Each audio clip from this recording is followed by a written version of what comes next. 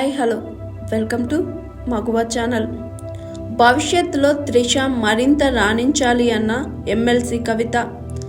మహిళ under-19 T20 ప్రపంచ cup టోర్నీలో రికార్డ్ సెంచరీతో చరిత్ర సృష్టించిన తెలంగాణ బిడ్డ గొంగడి త్రిషకు బీఆర్ఎస్ ఎమ్మెల్సీ కల్వకుంట్ల కవిత అభినందనలు తెలిపారు.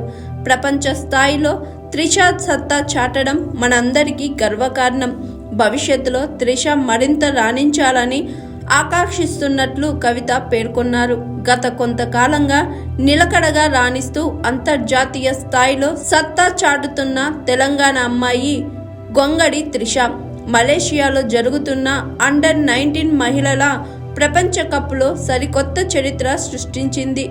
మంగళవారం స్కాట్లాండ్తో జరిగిన సూపర్ 6 పోరులో త్రిష 59 బంతుల్లో 110 నాటౌట్, 13 ఫోర్లు, 4 సిక్స్లు, 53 బంతుల్లోనే శతకం బాది ఈ టోర్నీలో మొట్టమొదటి సెంచరీ చేసిన క్రికెటర్గా తన పేరును రికార్డుల పుస్తకాల్లో సువర్ణ అక్షరాలతో లిఖించుకుంది త్రిష.